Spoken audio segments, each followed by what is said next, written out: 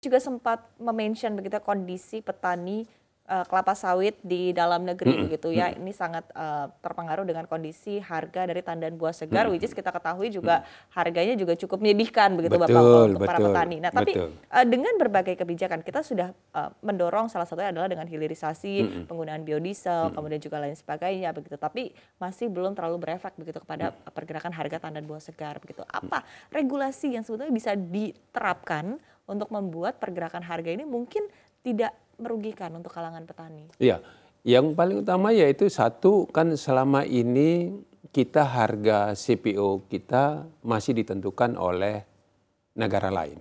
Padahal kita sebagai produsen terbesar kan, di mana kalau misalnya hukum ekonomi ini saya yang punya barang, tentu saya yang menentukan harga. Ini ditentukan oleh negara lain. Dalam hal ini bursa Malaysia maupun bursa Rotterdam.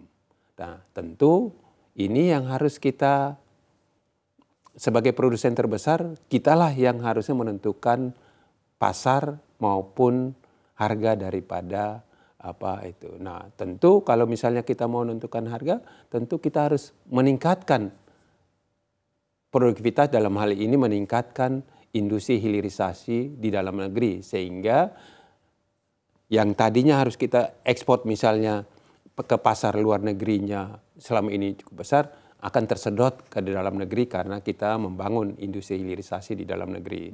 Nah, tentu akibatnya apa? Suplai kepada pasar internasional kan berkurang. Dengan suplainya berkurang, tentu harga kan akan naik. Dan kitalah yang menentukan kapan kita mau lepasin ke pasar internasional, kapan kita hentikan. Kalau kita misalnya kurangin ke pasar internasional, berarti kan ada di dalam negeri. Nah, bagaimana penyerapan di dalam negeri? Salah satu adalah membangun industri hilirisasi sehingga dapat menyerap CPO. Nah, kalau misalnya udah dapat terserap di dalam negeri, dengan sendirinya kebutuhan akan CPO dalam negerinya tinggi, dengan sendirinya tentu kebutuhan akan tandan buah segarnya daripada petani itu akan meningkat.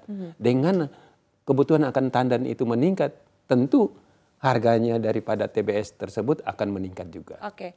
Tapi karena kita udah menentukan harga. Iya, betul-betul. Tapi sempat sebetulnya kita juga berkaca kepada masa pandemi begitu, di mana pergerakan harga komoditas naik, termasuk harga CPO dunia juga naik. Tapi masih belum dirasakan di tandan buah segar di dalam negeri. Ini memang sebuah kondisi yang cukup menantang berarti ya Bapak, karena artinya pernah beberapa kali bahkan sebetulnya harga CPO dunia naik tapi tidak terpengaruh dengan harga. Waktu itu kan memang ada sempat juga harga naik, di samping itu juga waktu itu ada sempat pelarangan ekspor. Ya, betul. Sehingga kan akibatnya, kan ada akibatnya. Ya, betul. Akibatnya ya di hulu. Oke, baik. Tapi itu kan sebentar, akhirnya bisa diatasi. Baik.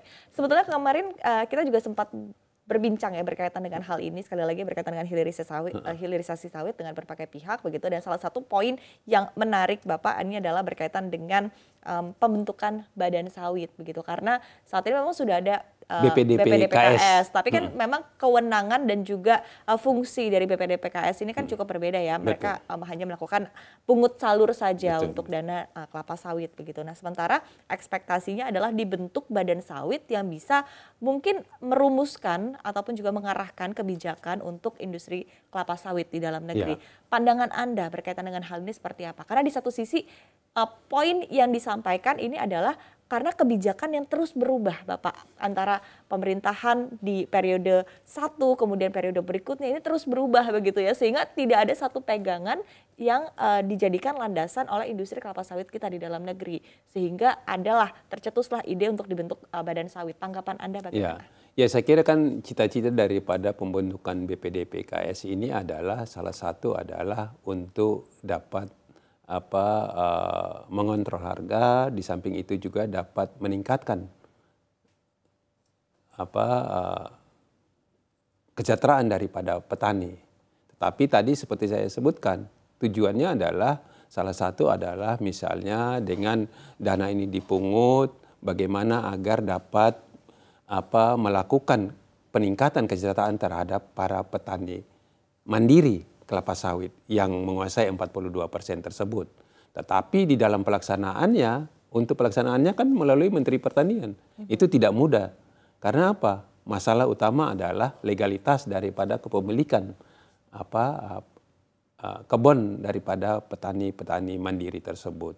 Karena apa? Tentu di dalam mau melakukan implementasi di lapangan, tentu legalitas kan harus jelas. Kalau enggak kan bank sulit untuk membiayai kalau di legalitasnya itu. Nah, inilah yang perlu konsensus bersama agar apa yang kita hadapi bersama ini ya kebersamaan dari seluruh stakeholder untuk ini kita lakukan untuk membenahi masalah legalitas tersebut sehingga dengan sendirinya bisa dilakukan di lapangan untuk implementasi daripada peremajaan para petani tersebut. Dengan sendiri tanpa kita memperluas kebun, lahannya, cukup dengan lahan yang ada tetapi produktivitasnya yang kita tingkatkan. Dengan sendirinya ya cita-cita untuk misalnya nanti di tahun, kan punya ada teman-teman Gapkit punya cita-cita untuk nanti di tahun 2045 kita bisa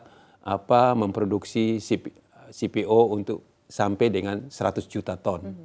Nah, saat ini kan kira-kira sekitar 50 juta tanpa menambah luas lahan. Ya, intensifikasi ya.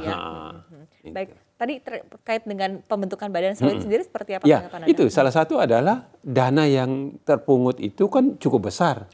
Salah satu yang digunakan adalah untuk membenahi kebun-kebun milik petani mandiri tersebut. Itu kan biayanya cukup besar.